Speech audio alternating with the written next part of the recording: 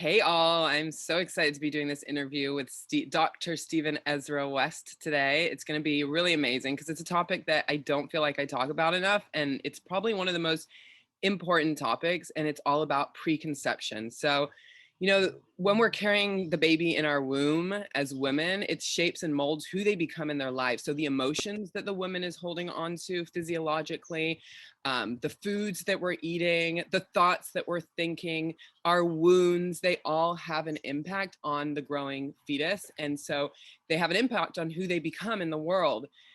And for me, in my own personal experience, I did a lot of preparing before getting pregnant. I did a lot of emotional release, moving more deeply into loving myself, because the thoughts that we're thinking, the feelings that we're having, again, the emotions that we're holding onto literally affect the baby inside of the womb. And so it is so important. And this is something that I don't feel like is talked about enough, but it really, truly is so important for us to start talking about this topic, because what we're all going through on the earth right now is a very deep, I believe, womb healing, something that we've really never touched and never gotten so into. And we're seeing on the earth this very deep healing taking place. And I really believe that it all comes back to the womb and coming back to connecting to the energy of love, connecting to our womb space, healing those deeper wounds and those traumas that go back so many generations. And so it's like, if us as parents, as mothers, can do that healing work before even choosing to carry a baby within us, how amazing, like the gift that we're giving to our child to like jumpstart their life coming into the world, not holding on to all those traumas and not holding on to all the wounds, and feeding our body with the best food ever so we can make sure to ensure that they have really good long-term health, because that also makes a big impact on their health, like how we're eating and how we're feeling. So we're gonna jump right in, and I'm just gonna, ask Dr. Stephen about what he thinks is the most important thing, and we're gonna just kind of have a conversation about this. But what is the most important thing for women before getting pregnant, on a emotional level, what they can do on a physical level, nutritionally? Like, you can just kind of start wherever you feel called to start, but let's just dive in and just start talking about, like, what's the most important thing a woman can do to prepare themselves for pregnancy. Awesome. Sounds good. So you're just kind of handing the ball to me, it sounds like a little bit right now. And, coming from the perspective, being a man, but having a lot of, you know, I have a different background. My father pioneered a lot of research and had a lot of women in his life that had wonderful experiences with it. And so we've been learning from them what they were able to do with lymphology and with what my father pioneered is the science behind all the healing arts and all empowerment. And to the point where what we were seeing is women who were activating their lymphatic system, who were physically active before, like on many trampolines, bouncing, they were able to continue that through the entire pregnancy, where normally it's not something you'd introduce after someone gets pregnant. It's kind of too late. We're talking about what we have to do to prepare before. And if someone isn't used to doing certain physical activities and then they try to do it after they get pregnant, well, there's a whole bunch of other stuff that starts kicking in if the system's not already cleaned up. That's where people end up with menopause. If the body, that part of the body where the baby's going to be, isn't ready yet, that it's basically cleaning house to prepare the environment for the baby, getting rid of all the toxicity. So I think, what you said, all the work that you did, and you had a pain-free birth, and I'm listening to you. These are principles that have been repeated over and over by women who have had success in that, been able to have activity throughout their entire pregnancy that, a lot of people wouldn't expect, because not everybody has been blessed with that. But the ones who have, they've had more of an initiative up front before they even got pregnant. They were doing all they could mentally, emotionally, nutritionally, and physically, all of those things to line up their life with all the principles so that for the ultimate success, basically.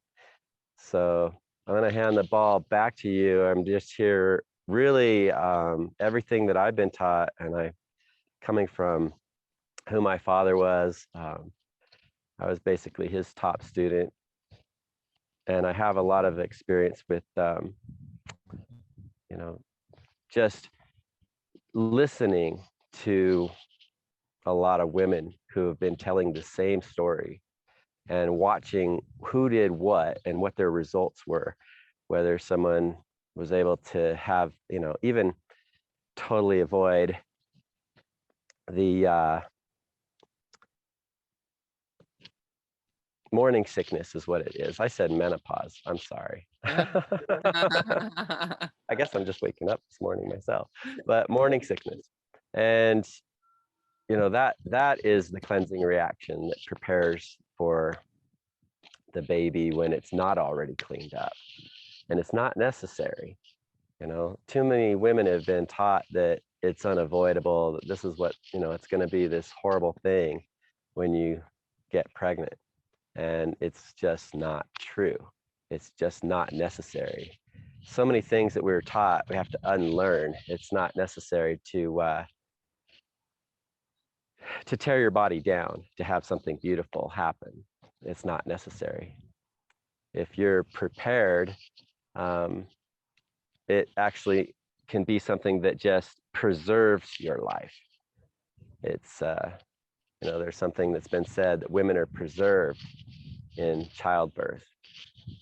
There's, it's meant, everything in life is meant to help us be even healthier, even stronger.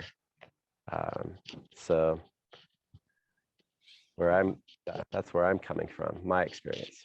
No, I love that. And I think it's really important topic to talk about because like so many women get like, of course, a little morning sickness, I think is maybe could be normal, but like there's the women that get like super, super sick. And I've always felt like number one, there's some emotional stuff, like a lot of fear around like pregnancy, around birth, around all of that connected to the really intense sickness. And the second part of it is like their body isn't nutritionally filled up with all the nutrients and vitamins and minerals that it needs before getting pregnant. And then the baby comes in and it's like they're already depleted. So then, the baby's taking all that. And so they get really sick. So I always felt like there was a couple parts to that. And it's not necessarily necessary for women to get so sick. What do you think? Absolutely.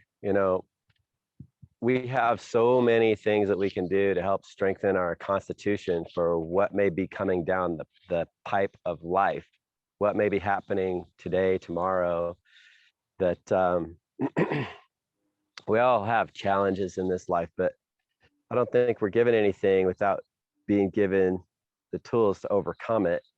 And I think it starts, with what are we going to do before certain things happen in our life, and how can we plan now for just having the strongest constitution possible.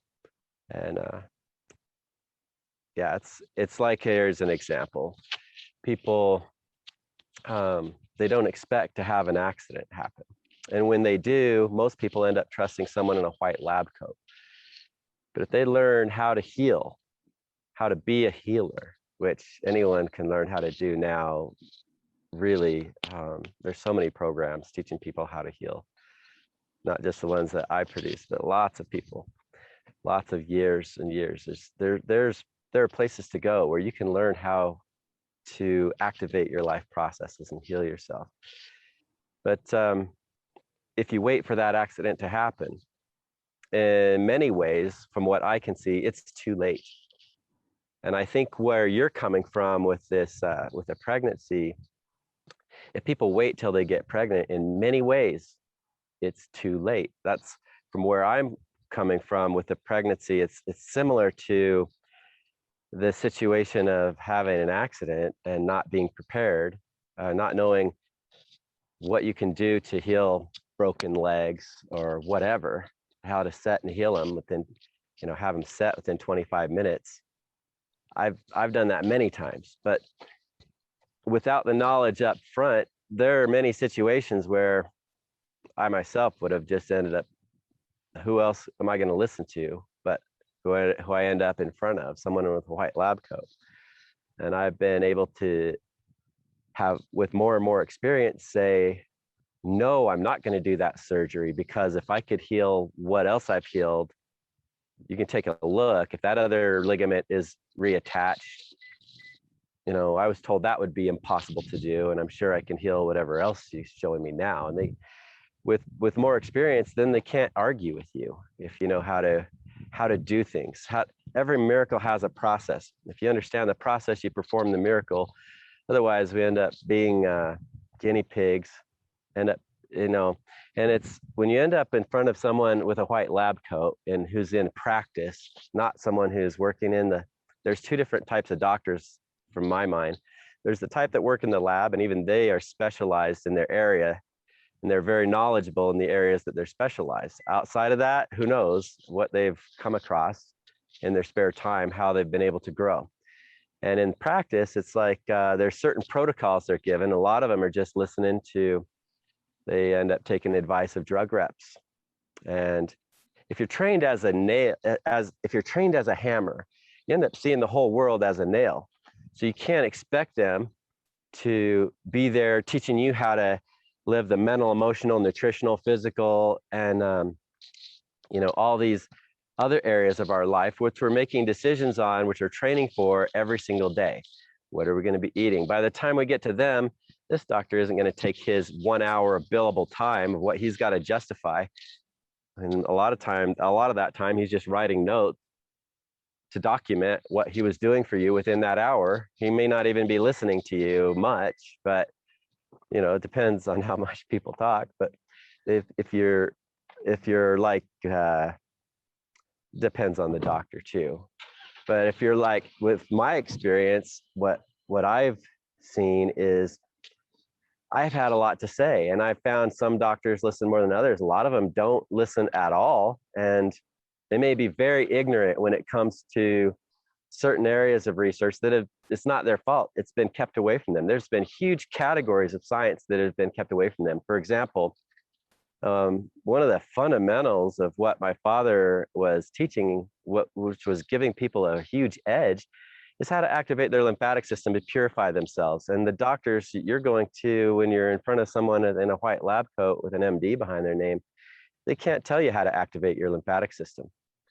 They get their license pulled for doing things like that. And that's been going on for decades. What we've seen with the past year of doctors that have tried to speak up, and all of a sudden they're under review. All it takes is one person complaining for them to be under review, with all the people that are out there. Oh, he didn't say what the CDC protocol was or what the CDC's agenda is. And let's put him under review too. Because why? Because I have to wear a mask. Let's make everyone do it. Or if we'll be forced to, in my work environment, to get experimental, jab, experimental, I don't even dare call it a vaccine, but whatever else you want to call it, RNA modification. If I'm going to have to do it, let's make everybody have to do it. It's interesting in when they first started lockdowns in like in Italy, how people were telling on their neighbors that they could see in the street. Because why? Because they couldn't be out there, and no one else better be out there either. And it was a bunch of people, calling the police on each other. It's crazy. But let's just back up again and say, you know what? When it comes to when you end up in front of someone who has that white lab coat, and it's the most number one authoritative figure to most people's subconscious minds today, and it's really dangerous that most people have that as their number one authoritative figure in their mind. That's how they've been trained by television, by movies that they're watching, by advertisements on the internet. This is what people have been trained by. The news media especially has been their PR firms, and they're basically owned by the same people who own the big chemical companies. So most of them, and there's very few that aren't. Okay, so what most people are listening to, and this is when you end up with somebody where if that's what you're going to wait for is your OBGYN or whatever to tell you how to have this painless birth that we're talking about today, how to actually have the healthiest life possible, you're fooling yourself. You're fooling yourself. You cannot imagine. This is you have to understand that's not their job. And in many ways, their job is to be a hammer. If they're trained as a hammer, they see the whole world as a nail, they're going to treat you like a nail. And they're going to hammer you the way that they're trained to do it. And it's some people listening to like the I'm not saying that they're all 100% bad. But from some perspective, you have to understand where I'm coming from. There's just certain things that they're trained to do. They're not trained to handle all these other areas of your life, and everything that you think, say, and do, every emotion, the baby picks up on that 100% is my experience. And I've had personal experience with that is really amazing results of what can be. That's not something that they're going to delve into. There's so many things that you need to tune into, take it up several notches to, what we're talking about isn't the norm. It's not the typical thing that people have been able to experience, but so many people have. And it's just when we put certain principles in action, we get certain results. It doesn't matter from my experience what race or religion that person was, how good or bad they thought they were. When they put the principles in action to clear out those emotions, to clean up physically, to have more positive thoughts in the whole process leading up to it. When they put into action, hopping on, for example, the mini trampoline is a thought magnifier. And that's what we've been teaching people, is what they think while they're on it, what the bigger the results are. Wow, that's And, so interesting. I love that.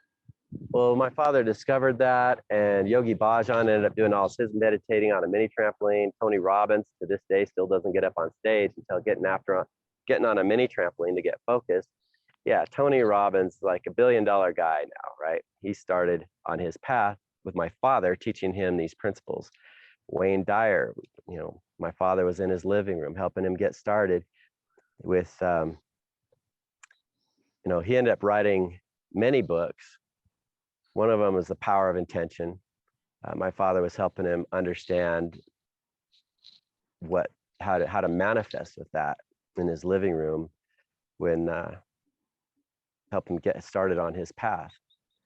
Is one of the people who really did. And I asked him about it. Was this really where your path started, with my father in your living room? My mother was there too, sort of witnessing everything in his living room that he had in California at the time. And I've heard people say different things about my father getting this person started or that person started. But when I asked him face to face, first time I ever met him, he confirmed it for me.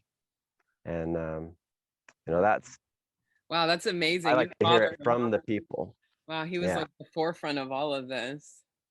So yeah, and if you listen to what some of these people have been saying, what they've done with it. If you have a stronger foundation, it can be the slight edge that ends up making all the difference in the end. If you're having a certain paradigm shift that's permanent, that you can never go back, certain truths where you just they become absolute truths when you have enough experience with them, where you know what the results are going to be. And everything is interconnected. So there's so many principles that you'll start being more aware of just by taking that slight edge approach and start making changes in your life. It doesn't matter where you start, but get started. And I like to tell people, start facing their biggest demons first. Start taking the biggest areas, the main things that are the biggest things that are out of alignment with the mental, emotional, nutritional, physical, with everything that makes us who we are. And wherever that is that you're out of alignment the most, start there. Yeah. Well, that's exactly it. And also it's like, once you start to like everything you spoke about with like really starting to question things, like for so long, we've just kind of done as we're told. We go to the doctor when we get pregnant, we have birth in a hospital because that's what we've always been told that we need to do. And it's like, I think that we're kind of living at a time right now where people are kind of waking up and starting to question things more. And I think that's like the biggest message here is to start to question things more and start to really ask those questions. Like, does this all make sense? And is there another way? And, once you start to ask those questions, you discover like, oh my God, so I don't have to have like this traumatic, crazy, first of all, a pregnancy where I don't feel good and I'm sick and I'm whatever, all these tired and all the emotions, and then a birth where it's like painful and traumatic. Like, it doesn't have to be like that. You can have a pregnancy. I mean, my pregnancy, I never was tired. I had full energy. I was doing yoga 2 hours a day, hiking for like probably an hour a day. I wasn't working at the time, so I had a lot of free time. And I was like literally like feeling amazing and I had incredible energy. Why? Because I dug a little deeper and I asked questions and I learned about superfoods and I learned about like oxygenating the cells and giving your cells the proper nutrients, the vitamins and the minerals in order to have good energy. And I did all those things. I did yoga, which again oxygenates the cells. I did a lot of meditation and the hiking and everything. And it's like, it doesn't have to look the way we've always been taught that it needs to look, where it's like you're pregnant and you're tired and you're heavy and you don't feel good. I mean, all the way up until 9 months, I was still feeling good and I was still feeling amazing. And I was here and there and out and about. There was never a moment where I was like, oh, I'm just tired. And there's so many pregnant women that are in that space. They're just kind of get lazy and get tired. And it doesn't have to be like that. And it really truly starts with nutrition, feeding your body the right foods, because it's like, you're giving your cells that oxygen that it needs, the vitamins and the minerals and the nutrients, and you're giving to the cell, the baby, because you're like growing a baby. So you need to increase your nutritional, your vitamins and your minerals. And if you're not taking in superfoods and things that are really nutrient dense and packed with all that stuff, then yeah, you might end up being more tired and low energy. And again, going back to like what you were saying, really focusing in on like emotionally, what's coming up for me emotionally right now in my life, or even with this pregnancy or before getting pregnant, like what fears do I have? Am I, where's my self-worth? And I think it really all starts coming back to loving ourselves. And that's really womb healing right there, because all of us have birth trauma. When we come into the world, we go from being in the mother's womb and then we go through the birth canal and it's like tight and you're smushed and the baby's like peaceful, and then suddenly in the smushed tight birth canal and then coming through. And so it's a trauma whatever way you look at it. Although I had my second birth where I manifested it would be pain-free for both of us. And so the second birth, she ended up coming through in the water. So it was actually, she was cushioned through the birth canal. And I was like, oh my God, I totally manifested that, which was amazing. But in general, that's normally not the norm. So yeah, but it's like a trauma for the baby. So it's important to really remember that, and healing our own birth traumas by just moving more deeply into loving and honoring ourselves and doing that inner work. So yeah, I think all of this stuff is so important for sure. And it's just a matter of like now starting to question things more. I'd like you to share a little bit more about your pain-free births, especially the second one that you just mentioned where it came out in the water, because this is something that, again, it's not the common thing that people hear, is the experience that women are having, right? So if you could share Yeah, a little bit more about that. Slow down because I you're know. talking a little I get so fast there. excited. This is really important. I'd like all the women out there to tune up your listening ears right now. So, okay, my first birth, when I learned about like, childbirth without fear, that was like the book that I read that completely changed everything for me. Like it changed the game because it was written by this doctor who was, he was a mainstream doctor delivering babies. And this one lady came in to give birth and he was like, don't you want the epidural? And she's like, why? And he's like, for the pain. And she's like, I didn't know it was supposed to be painful. And she ended up having a pain-free birth. And so for him, that was the first time he'd ever heard of anything like that. So he started to research and look into physiologically, why do we experience pain in childbirth? And what he discovered is because we're programmed and we're expecting it. And so our body tightens up And when our body tightens up, it's not able to do what it's naturally meant to do, which is to birth the baby through you. And instead, you have contraction and you have tightness and you experience pain. And so that was the book that was like completely transformed everything for me. And so then I learned about that and I'm like, okay. So I practiced hypnosis and meditation. And really, there's a finger drop technique where you drop your finger and you just imagine everything in your body completely relaxes. And that is where the pain free comes in. Because when you just relax every muscle in your body, yeah, you feel an intense sensation, but the mind is the thing that translates it as pain. And therefore, when it's no longer in your mind meant to be painful, and it's a lot of deprogramming that goes into that, because everyone wants to tell you their horror birth story, especially when you're doing a home birth. They think they need to tell you it even more. So it's like a total deprogramming of the mind for us as, women getting pregnant. So basically, it was like, in my birth, I just practiced my finger drop, every contract pressure wave. I relaxed every muscle in my body. And it was almost like I was on the side kind of watching my body and allowing it to do what it needed to do, versus most women like getting in the way of it and holding on tight and being in fear and being in their head. And this is why I want to like practice. I want to become a doula, because I want to work with women during their labors and like help to connect them back to remember where we are in this present moment, relax, let go, surrender. If there's any pain or any feeling that doesn't feel good because you're holding on. And that's why we see these really long births, because like my birth was 5 hours, just under 5 hours, I think. And it's like, why do we see such long labors? Because women are holding on really tight and they haven't done the deeper healing, and there's a lot of fear. And so they're gripping and they're holding. With every contraction, they're doing the opposite of what their body is naturally meant to be doing, which then pushes the baby back up, versus letting go, surrendering, and allowing the emotion, the feeling to move through us. And then the baby just slides right through the birth canal the way it's meant to. So, my first birth was completely beautiful. It was very fast.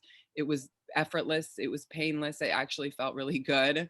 And that's the thing. Our mind can translate pain into pleasure. And so it's like, it's just everything is part in our mind.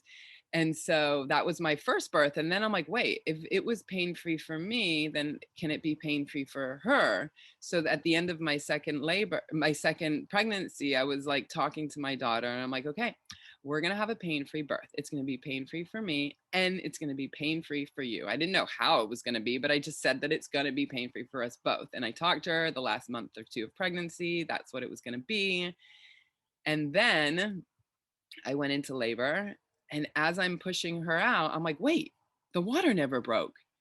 And it hit me. I was like, oh my God, she came through the birth canal in the water. And so right when her head came out, the water broke. And I'm like, that's absolutely unbelievable. The power of the mind, So that was my experience. It was beautiful. Wow. So right when the head came out, the water broke. And I didn't even realize like the water Wow. hadn't broken until then. I was like, oh, right, the water. You just focus on being relaxed, and with every contraction, things going pain-free. Yeah. And wow. Presence. That's it. It's just being really, really present. And it does take practice, because you can't just go into a labor expecting for that to happen. I mean, it takes, you got to practice throughout your pregnancy and even before your pregnancy, like meditation, quieting the mind, the hypnosis, very important and powerful tool for the labor. So there's, there's so many things that we as women can work on and, practice before getting pregnant and while being pregnant, to prepare for the most beautiful birth, which really is very important for the baby, because the way the baby comes into the world is shapes who they are in their lives. And if it's traumatic and they're getting pulled out by C-section or, sucked out by a suction or whatever, it's like this long traumatic birth and they're stuck in the birth canal for 24 hours on end, then that's even more trauma for the child, versus relaxed, calm, peaceful, slowly moving through the birth canal peacefully and coming out into the world. Like, imagine the way that shapes the baby. We don't even think about it, but it really does. And I mean, my girls are the most chill, peaceful little girls ever. And I really believe it has so much to do with the way I carried myself during pregnancy and the birth. And of course, the way Mm. that I am and the way that I raise them and talk to them and all of that. But it really does have a big impact. And I really believe like birth trauma, it's a big thing. Yeah. And people don't have, it's not necessary to have the baby come out with the water. That's not, I think, the idea that we're trying to get in everyone's head. But you experienced that with your second one. The first one was still pain-free, even though that didn't happen. But wow, this is a very, very rare and unusual, and what a blessing for you to be able to have experienced it that way on the second one. Wow. Yeah. There's a lot of things that go in my mind that I just want to make mention of. A couple things that the fear of the pain can actually create the pain, and in fact it does. So Exactly. we have the best pharmacy in the world is within us. We produce some of the most powerful painkillers with joy and laughter, and we also produce,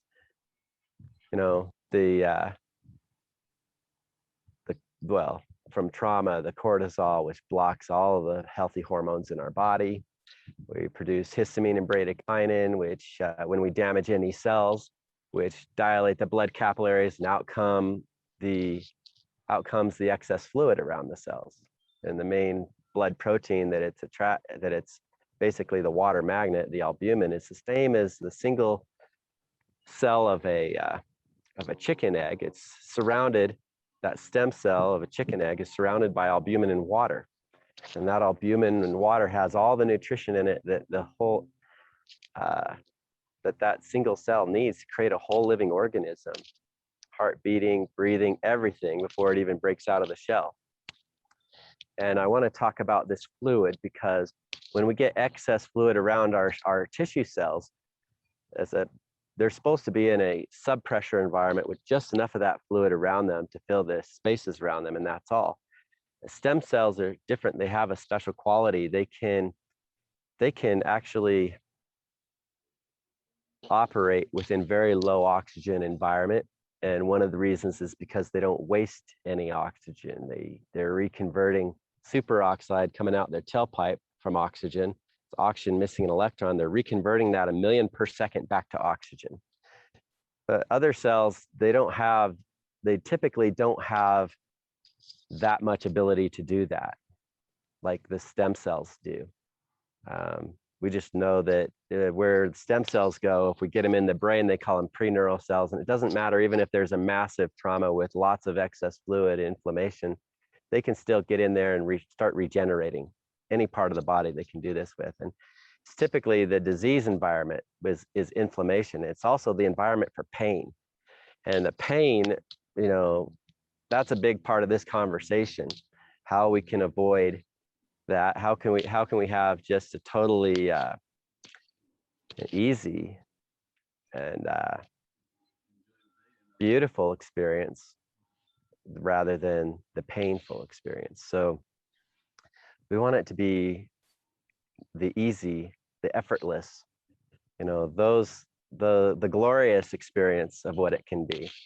And the thought of swatting a fly, for example, is enough trauma that it dilates a certain amount of capillaries throughout our system, our blood capillaries, where albumin in water starts instantly. There's some that starts leaking out around our cells, and it literally, if you test muscle testing or kinesiology with it, it makes us weaker. That's because it shuts off life processes. With excess fluid, lack of oxygen, it's enough of a reduction that we can measure it with the kinesiology. It just shows up. And if we think about chewing it out the door and letting it live, when we test for that, it makes us strong. These are basics of tying in the positive versus all the negative programming out there.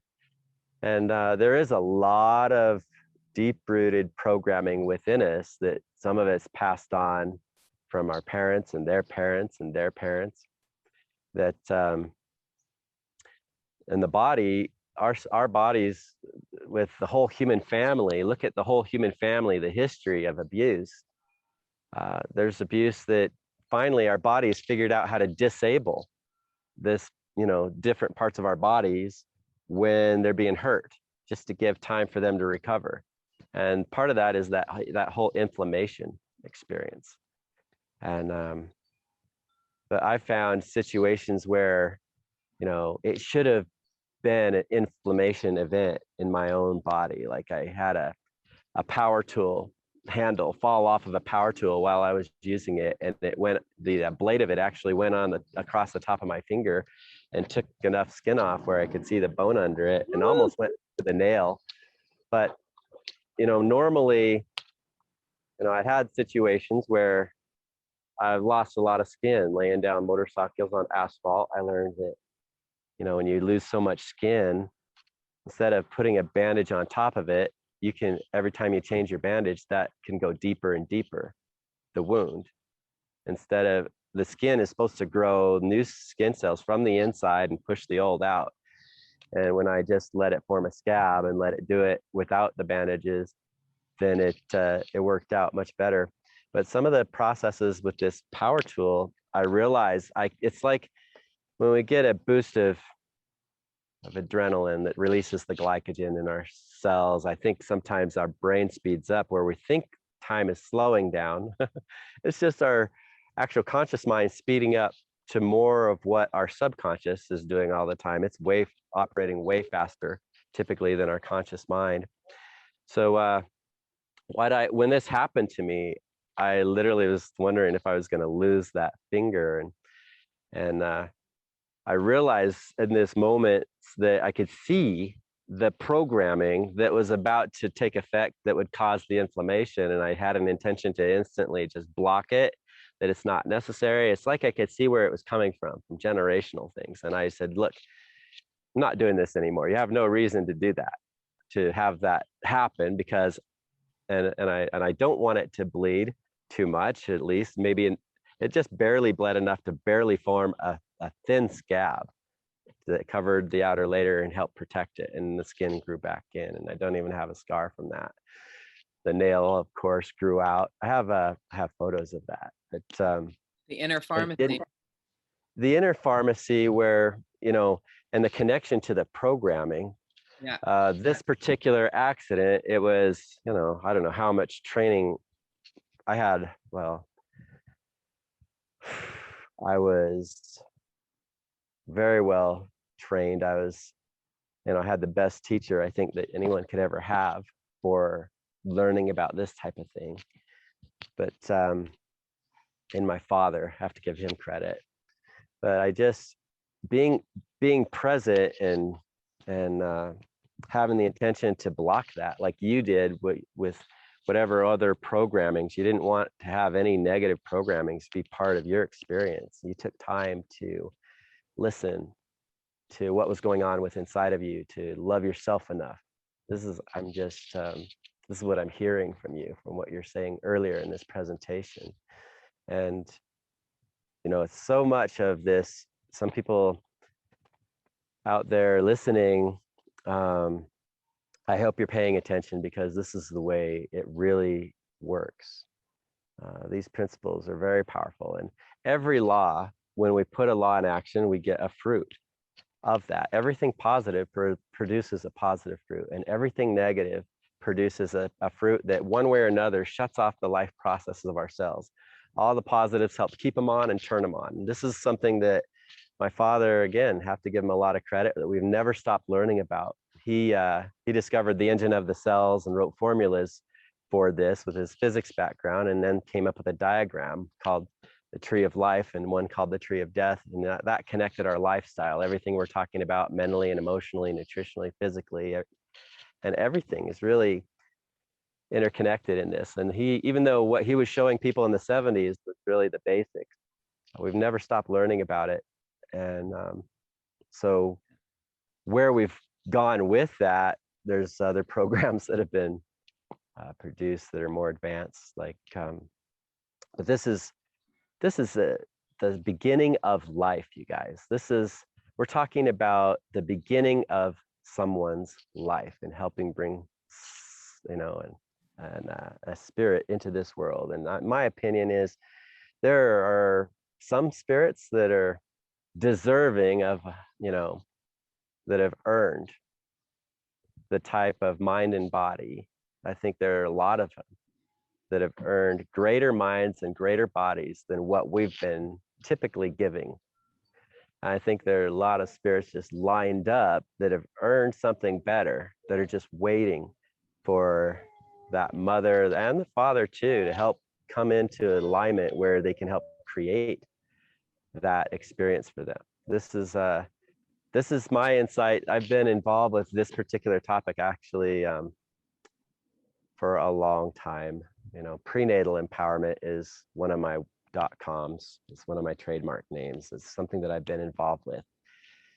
And that's just prenatal. What we're talking about is preconception on this particular call. Yeah. And you you have to have it all together. You have to, from the before the beginning, from the preconception all the way through the pregnancy, and what we do as living healthy lives after that. It really all of it is important. Yeah. And so we'll have probably another Zoom that we do on the prenatal probably, but I kind of there's certain things that are extremely powerful where we can create babies with beyond photographic memories that like you say, your kids, the way you talk about them, it sounds like they're very easy to manage, like they're self-managed. Yes, Self-governed. That's it.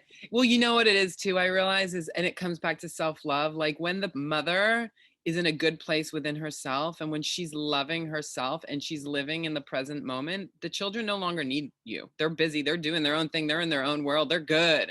When we're good, they're good. It's when we're not feeling good, when we're feeling depleted, when we're feeling disconnected, they're needy, they need us so bad. But when we're in like everything's flying high, they're like, go away, I'm playing,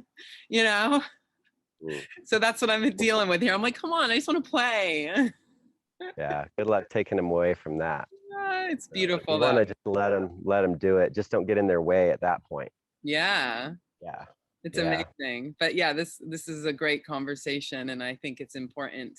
Like we kind of got it started off and kicked off here, just kind of opening it up about the idea of, there is another way, and that we've been programmed to believe it has to look a certain way. And when we take the bull by the horns, when we take back the control and take back the power, we can create like whatever reality that we want. And it's like, going back to the fly swatting, it's like our body tenses up when we think certain thoughts, when we start to feel certain feelings. So it's like we can choose our thoughts wisely, and we can choose what we put into our mind. And if I can do it, anyone can do it. I mean, I'm surrounded by people that are like, oh, you're crazy, you're having a home birth. If I had my baby at home, my baby would have died. All these crazy stories everyone wants to tell you, and I had to be strong. I'm like, that's their story, not mine. Bubble of peace, wrapping myself in a bubble of peace. And like we have the ability within us to do that. There's no reason why not. Like I'm no different than anyone else. I just realize in learning my power and utilizing it to the fullest and maximum that I can, and we all can do that. And I'm happy to continue doing these videos and sharing all this, because it's so important, for women that are going to get pregnant to understand, like, you got to take your power back into your own hands. Don't just trust because the doctor's telling you something, or that you should take this pill if you're nauseous, or even with birth. And like, okay, like there's so much that we'll go into more of the birth stuff. We're not going to touch on that now, but there's just so much that, we have to deprogram from. And I want to talk a little bit about those who have had the experience that if I would have tried to have it at home, that my baby would have died, or I would have died. There are some situations that are dangerous, and it takes a lot of wisdom to know who to go for help. The more we prepare up front, is what we're talking about, is to do all we can to be more proactive, not to wait to be told even what to do, but to take the initiative, not to wait for there to be a problem, but to really take the initiative way before the event comes. We were talking about preconception here. So, and those, one of the things that, is dangerous is if the baby is breech. And I want to talk about this. This is, I discovered with the first child that I had, the power of that we have as far as the energy in our hands. I was using a lot of it with the prenatal empowerment stuff. It was just one of the, and that's not the biggest secret at all. I am sort of dangling the carrot. I'm not sharing the biggest secrets that I have with that on this particular call. We're planning on doing an event together, right? Where we're going to fill seats and do some actual more advanced training live. So that's what we have. Just so those of you know, if you're wondering if there's going to be a follow-up to this, something that will be a place where people can go. Yeah, we're planning that. So what I want to say though is, with the women who say they have a breech baby situation, one of the things I discovered is the baby's head loves to follow the energy that we have in our hands. And there have been midwives who've discovered this truth through experience when it comes to having the right person who can help guide the baby's head down. It's actually a big part of how they do that. They guide it with the energy of their hand. The baby's head likes to follow that. And it's so, especially in the last stages of the pregnancy, you don't want to be doing stuff that will make the baby be doing, somersaults in your womb. Don't have too much fun with the energy in your hands when it comes closer. But how many women do you see? Here's a little gold nugget. It's a free one. There's plenty of free stuff that we're giving here. And this little gold nugget. How many women do you see take their hands and place them down at the bottom of their womb, where just right above the birth canal, when it comes close to having the baby, where they're holding themselves? How many women do you see before they give birth put their hands in that placement in their womb? Down below, they'll start walking around like that, right? That's just something that, if you understand principles and you've seen it enough, that you can observe as something that isn't an accident. This is a lot of the things that are done by instinct have such a divine, so many laws that are tied into it that help things happen in a healthier way. So yeah, that helps position the baby's head down where it's supposed to be, though. Wow, that's so cool. Yeah, every miracle has a process, and if you understand the process, then you can perform the miracle just as fast and easy as Melissa here. Oh yeah, well, this is so beautiful. The message, right? Yeah, right? It's not just about what you did, but we know that this is duplicatable, because you know what you did to create that. That wasn't an accident. You had a plan. Yeah, exactly. There's people that would be like, oh, well, you're just lucky. I'm like, oh, don't even go there with me. This is not about luck. I put in a lot of hard work and energy and meditating and working out and nutrition and emotional release. I'm like, I was not lucky. Right. So, it's so important. We haven't talked so much about the nutrition, and we have mentioned it over and over again. And, it's so important to eat right. Anything that damages your cells, anything you put in your system that will damage a cell, the cell treats it like a poison. And poisons are poisons because they damage cells. So we got to avoid the foods that are poisons. We got, this is just, if you want to expect to have the ultimate experience, it's about really getting it all 100%, all of it right.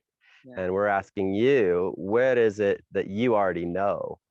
Yeah. Be honest with yourself, and it might be something that you just haven't had. Maybe you don't want to think about it because you haven't had the right person to help guide you through that. But the right people are here, and some of them you're listening to. There are plenty of right people out there, and And when you're really ready to listen, the right person, Shows up. you know, yeah, they'll show up for you. Yeah. So Totally. yeah. Well, So, thank you. Thank you for all that. And I think in the next one we can go more into the nutrition, because for me, I'm super passionate about nutrition, and like I think it's a really important topic. So I feel like yeah, we could do a nice little video just on the nutrition part of it, yeah. so people can understand like why it's important and all of that. So thank you for this. Awesome. Thank you for doing this interview. This was amazing. You're welcome. Thanks for having me on. Yeah. And until next time.